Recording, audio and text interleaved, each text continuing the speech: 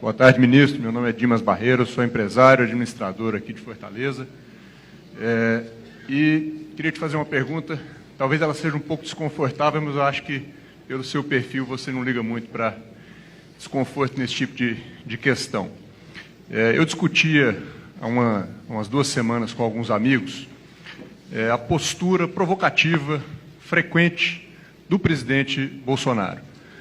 E isso me parece algo recorrente, né, nos governos que passam, de maneira que, quando a esquerda assume, fica aquela sensação de que não há vez, não há espaço para quem pensa diferente.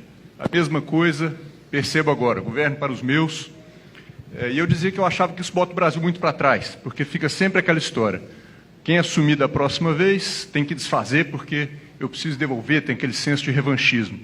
E eu percebi hoje na sua apresentação que você falou algo coincidente com o que eles comentaram. Não, isso fica, na verdade, tornando ali uma zona de ruído, todo mundo presta atenção naquilo e permite que o governo avance. Então, a minha pergunta é, eu estou enganado ao pensar que isso bota o Brasil para trás, tem que ficar toda vez que alternar, tem que desfazer um pouco do outro, tem que excluir um pouco do espaço do outro, ou não? Isso é irrelevante? Ou isso, na verdade, está aqui abrindo espaço para eu poder trabalhar com o pessoal prestando atenção no que não faz diferença e está aqui o governo podendo avançar? Minha pergunta é Se fosse uma técnica, era genial, né? Você joga a bola para lá, todo mundo olha para lá, você passa por aqui. Mas, sinceramente, com franqueza, eu acho que não. O presidente é uma pessoa completamente transparente, autêntica. Você pode gostar ou não gostar, mas ele também não está preocupado com isso.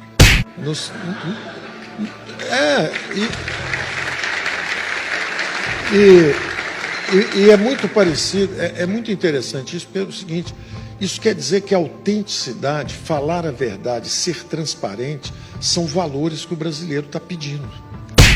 Então, é o que eu falo, tem muitos políticos com bons modos e péssimos princípios. E tem alguns políticos que têm maus modos e têm maus princípios. E a população brasileira falou, pô, eu gosto desse cara, esse cara fala a verdade, fala o que eu penso, ele é assim mesmo e tal. Agora, eu sinceramente, eu acredito na dinâmica institucional. Eu acho que o importante é a dinâmica institucional. Cada um tem um papel nessa dinâmica. É um épico que está sendo escrito aí de uma sociedade que fez os primeiros movimentos numa direção, depois tentou outra direção. E ela só vai ganhar se ela tiver justamente essa interação que nos permite olhar de todos os ângulos. Essa paixão política, esse combate, ele é fruto da própria dinâmica. Quer dizer, se o cara bota a camisa vermelha e cada passeata de 20 pessoas quebra o pau da bandeira, ameaça e grita, só vai vencer um cara desse alguém que faça parecido. Você produz o seu antagonista, você é do tamanho do seu adversário, você produz o seu antagonista. Quer dizer, se o regime militar era meio soft, a classe política que conseguiu fazer a redemocratização também era meio soft. Era gente que tinha uma certa convivência ali, era o Sarney, era o Tancredo, era o pessoal que ia, vinha, conversar e tal. Se fosse ao contrário, fosse truculenta, e a turma do lado de cá também era mais truculenta. Então, esses são movimentos normais. O que eu acho, o que eu percebi é que tem muita conversa de violência, mas eu, até por ter acompanhado a campanha, eu vi o Bolsonaro com 20, 30 mil pessoas em volta, em dezenas de cidades, eu não vi um ato de violência. Eu vi brincadeira, eu vi diversão, eu vi opção de menino jovem fazendo assim, atirando para um lado, para o outro, mas não tinha violência. E eu vejo o pessoal do Paz e Amor, com arco-íris, com camiseta vermelha, qualquer coisa, quebra o pau, chuta, joga embaixo do caminhão. Então, você tem que prestar atenção nas atitudes, não nas palavras. Paz e amor e pau, é uma coisa, invasão de terra, espancamento. E o outro, pô, atira em todo mundo e não atira em ninguém, tá mais para torcedor do Palmeiras do que para guerrilheiro. Entendeu? O que eu tenho visto do presidente, minha convivência pessoal, um cara bem-humorado, brincalhão, agora reativo. Tem alguns que são naturalmente um pouco mais agressivos. Tem um líder aqui, que é o nosso Ciro Gomes, aqui, que é um cara bacana e tal. O Ciro gosta de briga. Ele gosta da briga, ele é naturalmente agressivo. Ele gosta. Passar um cara ali, olhou para ele, ele já olha e vai atrás. Agora, o Bolsonaro é o contrário. O Bolsonaro, se você chegar e fizer assim para ele, pode estar. Fizer assim para ele, opa, e aí, meu irmão, tudo bem? Agora, se falar assim, ele, opa, o que é? Ele é reativo. Então é interessante porque há uma certa dificuldade de diálogo. Eu, no início, eu falava assim, não, o presidente vai lá para 6, 8 meses, a coisa começa a chegar no lugar, as pessoas vão começar. Mas não é só ele, não. Eu conversando outro dia com alguém aí importante da mídia, canal de televisão e tal, um grupo forte. Pô, será que o presidente não muda? Eu falo, vem cá, vocês mudaram? Vocês mudaram? Eu achava que ia estar tudo tranquilo. A minha previsão hoje é tranquila. Vai até o último dia, assim. Pode todo mundo se preparar. Agora, nós temos que saber processar isso. Eu brincando também na campanha, durante a campanha, eu falava, vem cá, a moça fazia uma bomba, jogava uma bomba de vez em quando tinha 18 anos, pode ser presidente da República. O moço está fazendo continência lá no quartel, não pode ser? Não entendi. Não, mas ele é militar. O militar é um cara que segue a lei. Mas ele era indisciplinado. Pô, a moça era guerrilheira, ela foi presidente, nós absorvemos, nós mostramos que somos uma democracia robusta. Nós tivemos a capacidade de acomodar um lado, estamos acomodando o outro e não tem problema, e está tudo certo. E em nenhum momento eu vi o presidente falando assim, vamos perseguir não sei quem, vamos pegar isso, vamos fazer aquilo, vamos torrar não sei o quê, porque isso. Eu não vejo isso. Eu vejo a preocupação assim, sequestrar o nosso país, tomar o nosso país. Negócio de vermelho, isso, aquilo outro. Pô, a bandeira brasileira não é vermelha. Pô, ideologia de gênero de escola, pô, peraí, deixa a criança escolher, pô, não vai fazer cabeça de menino e tal. Quer dizer, é uma plataforma conservadora de costumes que é válida. Qualquer pessoa que tem uma família, que ligava a televisão e ficava assistindo junto. Eu, quando era menino, assistia Papai Sabe Tudo, era um programa de televisão. Tinha todo um imaginário que foi durante a Grande Depressão americana. Os americanos, com medo da coisa do socialismo, criaram o imaginário da família feliz, do final feliz. Todo filme americano tinha que ter um final feliz. E isso foi uma construção da mídia.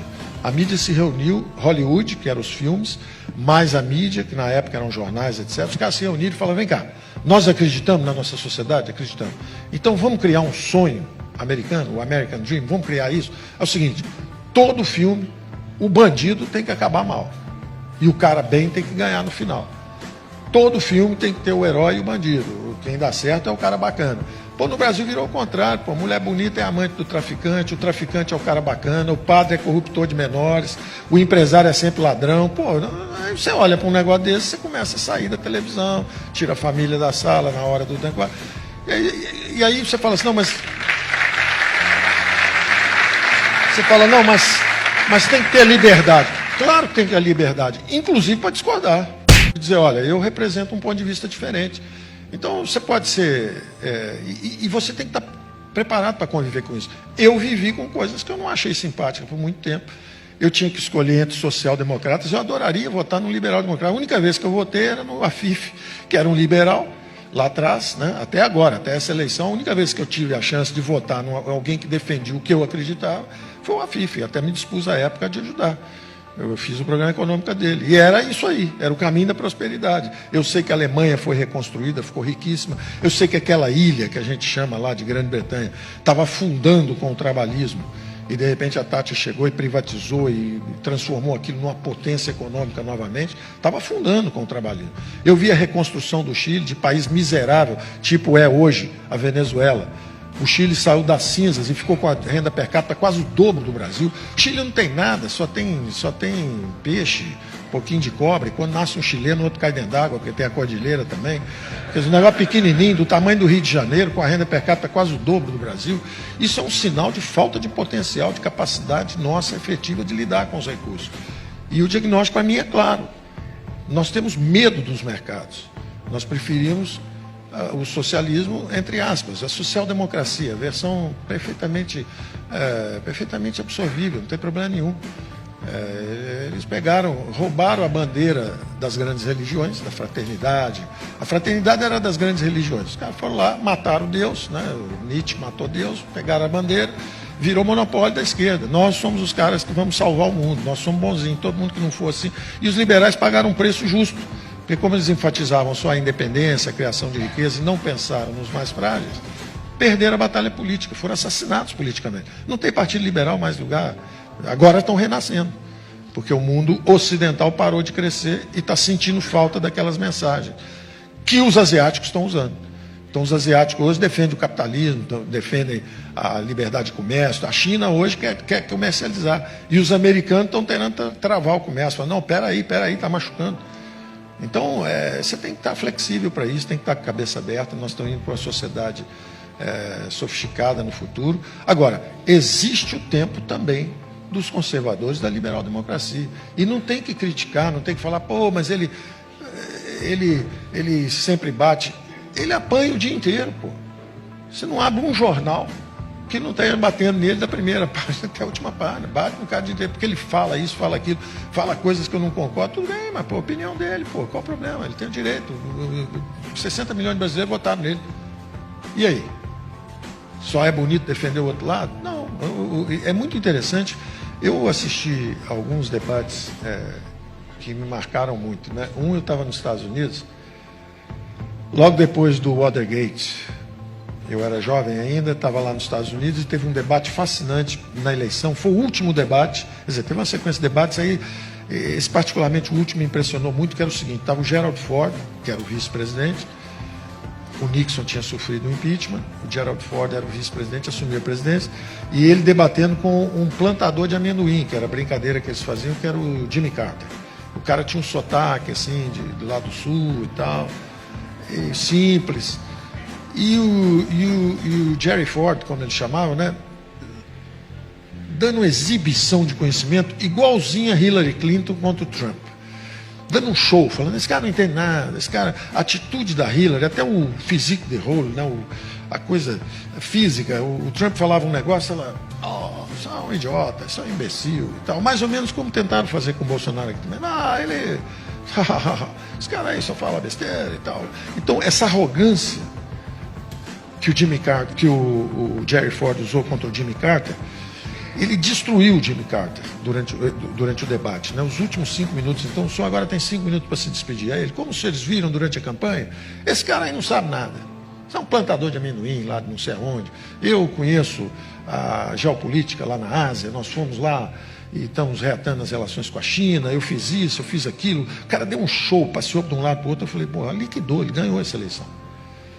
Aí o senhor Jimmy Carter, o senhor tem 5 minutos agora. Ele falou assim, eu vou usar só 2 minutos, não vou usar os 5. E aí falou assim, como vocês viram, esse cara aí sabe muita coisa.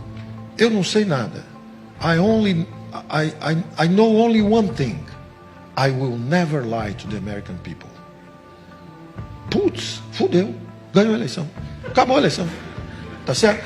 E eu vi a mesma coisa acontecer com o Trump, com a moça lá, que a moça sambava, voltava, chamava ele disso, daquilo outro, e ele bufando, com aquele irritado, broncão e tal, né? Mas no final, o americano votou o seguinte, esse cara fala o que pensa, é transparente, ele é confiável. E essa mulher é um enigma. Ela é do establishment, ela é sutil, ela é enganadora. Eu não voto nessa mulher. Foi o que aconteceu. Aqui no Brasil aconteceu a mesma coisa. Quando o establishment perde a decência, a renovação é inevitável. Eu só assisti isso 2 vezes no Brasil. A primeira vez foi em 89. O establishment perdeu a decência. Quando você fica 20 anos para abrir a economia, para abrir a política, quando você abre a política, você faz uma hiperinflação, putz, é difícil alguém do centro ganhar. Então, doutor Ulisses, 1,5%. Doutor Eliane Chaves, 1,5%. Doutor Mário Covas, 3%. E aí aparecem os extremos. Lula de um lado e o Collor do outro. E o pau comendo, trombada de rinoceronte. Vamos ver, deixa o pau comer, um lado vai levar e o outro não. Por quê? Porque o establishment perdeu a decência. O que aconteceu agora? A mesma coisa. Só que agora não foi hiperinflação, agora foi o fenômeno da corrupção. Queimou o centro. Então eu via, como eu também estava na bolha, né? Só escutava todo mundo falando mal do Bolsonaro, falando isso, falando aquilo, e eu lá na bolha olhando e todo mundo, não, porque o Alckmin, porque isso, porque aquilo. Quando você sai da bolha e olha um pouco, você fala, tem alguma coisa acontecendo, é muito maior do que todo mundo está falando. 30 mil pessoas em volta do cara, todo mundo brincando, tudo amistoso, tudo falando em bandeira, chega de corrupção. Tem algo acontecendo. A mídia convencional ignorou isso. E o Brasil é tão rico do ponto de vista de competição, sofisticação, que surgiram esses fenômenos. O poder 360, antagonistas, os caras falaram assim, ó, tem algo acontecendo aí que a mídia não vai te contar. Tem algo acontecendo aqui, ó. E eles realmente mostraram que aquele universo que estava ali era um universo virtual. A mídia que foi tão brilhante durante 30 anos, ajudou a construir a democracia, se perdeu. Dormiu no volante. Os caras deram uma cochilada, a viagem era boa, 30 anos dirigindo, dormiram 6 meses, 8 meses, perderam. Perderam credibilidade, perderam leitores. Na mesma hora a mídia alternativa subiu e falou, olha, ninguém é dono do Brasil. A mídia não é, o executivo sozinho não é, o legislativo sozinho não é. Se fizer transa aí, o judiciário prende todo mundo.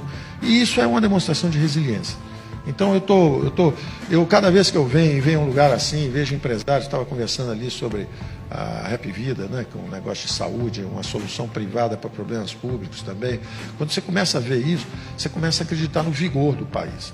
Isso está acontecendo no agronegócio, está acontecendo em educação, está acontecendo em saúde. Quer dizer, você vê um setor privado começando a se mover. E o Bolsonaro, de repente, pegou um pouco disso tudo, um pouco desse fastio com esse negócio esse excesso, alguns excessos que a esquerda cometeu, porque ela fala que ele comete excessos, mas ele é a resposta aos excessos da esquerda. E, da mesma forma, também os liberais em economia que falam, pô, o Brasil não cresce porque os impostos são altos, ninguém quer ser empreendedor mais. Ser empreendedor no Brasil, o que você ganha com isso? Não ganha nada, é melhor você botar o dinheiro a juros aí e ficar esperando. Você ganha mais do que tentar se arriscar. Então, essa reação está acontecendo e essa tentativa nossa justamente para pegar e fazer esse caminho da prosperidade. Na Alemanha foram 8 anos, no Chile foram 8 anos, 9 anos também. Em 8 anos você muda radicalmente a história do país para melhor. Quer dizer que não tem lugar para a esquerda? Tem, ela volta um dia. Mas tem que saber brincar, né? Às vezes você empresta a bola, às vezes você fica com a bola. Futebol não é só você com a bola, né? Agora, quando o outro pega a bola, você ameaça a democracia, estão queimando as florestas. O desmatamento está na média dos últimos 15 anos. A economia não anda, está afundando há 40 anos, não anda 6 meses, destruindo a economia, estão queimando a floresta. Pô, peraí, tem que saber perder, senão não dá para jogar na democracia, né? Obrigado. Caralho, o maluco é brabo. Porra!